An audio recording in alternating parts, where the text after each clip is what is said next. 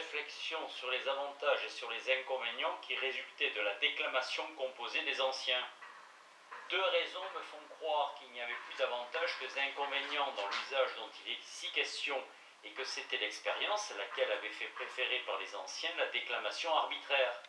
Premièrement, l'usage des anciens épargnait aux comédiens tous les contresens que les plus intelligents donnent quelquefois aux vers qu'ils récitent sans les bien entendre. Secondement, un habile compositeur de déclamation suggérait souvent aux comédiens des expressions et des beautés qu'ils n'étaient point toujours capables de trouver par eux-mêmes. Ils n'étaient pas tous aussi doctes que Roscius, c'est l'épithète que lui donnait Horace. On sait avec quel succès le Champmeslé récita le rôle de Phèdre dont Racine lui avait enseigné la déclamation vers par vers. Despréaux en daigna parler, et notre scène a même conservé quelques vestiges ou quelques restes de cette déclamation qu'on aurait pu écrire si l'on avait eu des caractères propres pour cela, tant il est vrai que le bon se fait remarquer sans peine dans toutes les productions dont on peut juger par sentiment, et qu'on ne l'oublie pas, quoiqu'on n'ait point pensé à le retenir. Enfin, une tragédie dont la déclamation serait écrite en notes aurait le même mérite qu'un opéra. Des acteurs médiocres pourraient l'exécuter passablement. Ils ne pourraient plus faire la 10e partie des fautes qu'ils font, soit en marquant les tons et par conséquent l'action propre au vers qu'ils récitent, soit en mettant du pathétique dans plusieurs endroits qui n'en sont pas susceptibles. Voilà ce qui arrive tous les jours sur les théâtres modernes, où des comédiens, dont quelques-uns n'ont jamais étudié même leur métier, composent à leur fantaisie la déclamation d'un rôle dont souvent ils n'entendent pas plusieurs vers. En second lieu, quand bien même chaque comédien pris en particulier serait aussi capable de composer la déclamation d'une tragédie qu'un maître de l'art, il serait encore vrai de dire que la déclamation d'une pièce, qui aurait été composée d'un bout à l'autre par une seule personne, devait être et mieux conduite et mieux ménagée qu'une déclamation où chaque acteur récite son rôle à sa mode. Cette déclamation arbitraire aurait mis souvent Roscius hors de mesure. À plus forte raison doit-elle déconcerter quelques-uns de nos comédiens qui, ne s'étant guère avisés d'étudier la diversité, les intervalles et s'il est permis de s'expliquer ainsi, la sympathie des tons, ne savent comment sortir de l'embarras où le défaut de concert les jette très souvent. Or, il est aussi facile de concerter différents rôles qu'ils doivent être récités alternativement en rédigeant par écrit la déclamation de la pièce, qu'il est difficile de la rédiger quand on ne l'a point mise sur le papier. Et aussi voyons-nous que nos comédiens, dont plusieurs n'ont d'autre guide que l'instinct et la routine, ne savent pas où se tirer d'affaire, lorsque l'acteur qui récite avec eux ne finit pas sur un ton qui leur permette de débuter par le ton auquel ils sont préparés, autant par habitude que par réflexion. Voilà pourquoi ils s'entre-accusent si souvent les uns les autres de réciter sur des tons vicieux et principalement de finir mal leur couplet de manière qu'ils mettent à la gêne, disent-ils, celui qui doit prendre la parole immédiatement après eux. Ces inconvénients n'arrivaient point lorsque la déclamation était notée, ou du moins ils ne pouvaient arriver que comme ils arrivent à l'opéra quand un acteur chante faux. C'est-à-dire que la faute venait de l'artisan et non point de l'art qui avait pourvu suffisamment à empêcher qu'on ne la fît. Les spectateurs et les acteurs sont d'autant plus à plaindre aujourd'hui que les spectateurs sentent aussi bien les fautes des acteurs que si l'art de la déclamation existait encore tel qu'il était au temps de Quintilien, quoique les acteurs ne puissent plus s'aider de cet art qui a péri. Tous les arts ne sont autre chose que des méthodes réglées sur de certains principes, et quand on examine ces principes, on trouve qu'ils sont des maximes formées en conséquence de plusieurs observations faites sur les effets de la nature. Or, la nature produit toujours ses effets conformément aux règles qui lui ont été prescrites. Ainsi, dans les choses qui doivent tomber sous notre sentiment, les effets de la nature causent toujours en nous les mêmes sensations agréables ou désagréables, soit que nous observions ou que nous n'observions pas comment la chose arrive, soit que nous nous embarrassions de remonter jusqu'aux causes de ces effets, soit que nous contentions d'en jouir, soit enfin que nous ayons réduit en méthode l'art de ménager suivant des règles certaines l'action des causes naturelles, soit que nous ne suivions que l'instinct dans l'application que nous faisons de ces causes. Nous ne laissons pas donc de sentir les fautes où tombent nos comédiens. quoique nous ne sachions pas l'art qui enseigne à ne les point faire. On va voir même dans Cicéron que parmi ceux qui sifflaient des acteurs de son temps dès qu'ils manquaient à la mesure, il y avait un petit nombre de personnes qui sussent l'art et qui eussent pu dire précisément en quoi la faute consistait. La plupart ne la connaissaient que par voie de sentiment. Dans une assemblée de spectateurs, combien peu de personnes y a-t-il qui sachent à fond la musique? Cependant, dès qu'un acteur manque à la mesure, soit en allongeant, soit en abrégeant trop une syllabe, toute l'assistance se récrit d'une commune voix. Combien peu sont ceux qui possèdent la connaissance théorique des rythmes et des pieds. Mais s'il y a eu la plus petite faute dans la métrique, si l'on a prononcé brève une syllabe longue ou longue une syllabe brève, c'est tout le théâtre qui proteste brillamment. Mais, me dira-t-on, nous avons plusieurs comédiens intelligents dans leur art et qui peuvent, en composant eux-mêmes la déclamation de leur rôle par rapport à leur talent naturel, y jeter des beautés et des agréments qu'un autre qu'eux n'y pourrait pas mettre. En second lieu, ajoutera-t-on, une déclamation composée doit ôter à des acteurs qui seraient assujettis à la suivre et leur feu et leur enthousiasme. Leur jeu ne saurait être naturel et du moins il doit devenir froid. L'usage ancien mettait le comédien excellent au niveau du comédien médiocre.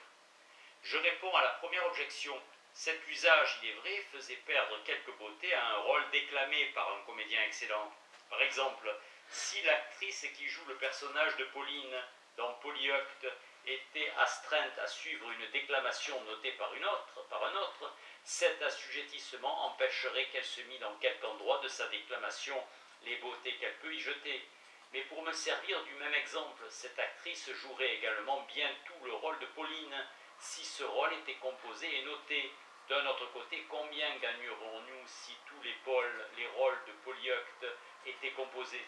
Qu'on songe comment les seconds rôles sont déclamés par les acteurs qui les récitent à leur gré. Enfin, dès qu'on voudra bien tomber d'accord qu'il y aura toujours sur tous les théâtres un plus grand nombre d'acteurs médiocres que d'excellents acteurs, on ne pourra plus disconvenir que la perte dont l'objection parle ne fut compensée de manière qu'il y aurait eu 10 à gagner pour un que l'on perdrait. La seconde objection est que l'assujettissement à suivre une déclamation composée devait ôter aux acteurs avec leur enthousiasme et que cet assujettissement devait par conséquent mettre de niveau l'acteur qui a du génie et celui qui en a point. Je réponds à cette objection qu'il en a été de cette déclamation notée comme de la musique de nos opéras. Le compositeur de déclamation le plus exact et le plus intelligent laissait encore lieu aux bons acteurs de mettre leur talent en évidence et de faire sentir non seulement dans le geste mais encore dans la prononciation leur supériorité sur les acteurs médiocres. Il est impossible de noter tous les accents, les soupirs, les adoucissements, les inflexions, les ports et les éclats de voix. En un mot, s'il est permis de parler ainsi, l'esprit de la déclamation dont la variété des tons n'est que le corps. Dans la musique même, on ne saurait écrire en notes tout ce qu'il faut faire pour donner au chant son expression véritable, sa force et les agréments dont il est susceptible. On ne saurait écrire en notes quelle doit être précisément la vitesse du mouvement de la mesure, quoique ce mouvement soit l'âme de la musique. Ce que tous les musiciens, principalement les musiciens italiens, écrivent en lettres ordinaires à côté de la composition pour dire si le mouvement doit être vif ou bien lent, ne l'enseignent qu'imparfaitement. Jusqu'ici, je l'ai déjà dit, le véritable mouvement d'une composition n'a pu se conserver que par tradition, pour parler ainsi, car les instruments inventés pour tâcher d'avoir par le moyen de l'horlogerie le mouvement juste que les compositeurs avaient donné à leurs airs et à leurs chants afin de le conserver avec précision, n'ont point eu jusqu'ici un grand succès. Ainsi, l'acteur médiocre qui chante le rôle d'Atis ou celui de Roland ne le chante point comme le chante un bon acteur, quoique tous les deux, ils entonnent les mêmes notes et qu'ils suivent la mesure de Lully. Le bon acteur, qui sent l'esprit de ce qu'il chante, presse ou bien ralentit à propos de quelques notes. Il emprunte de l'un pour prêter à l'autre. Il faut sortir de même ou bien il retient sa voix. Il appuie sur certains endroits. Enfin, il faut plusieurs choses propres à donner plus d'expression et plus d'agrément à son chant qu'un acteur médiocre ne fait pas, ou qui fait mal à propos. Chaque acteur supplée de son fond à ce qu'il n'a point pu s'écrire en notes, et si le supplée, c'est à proportion de sa capacité.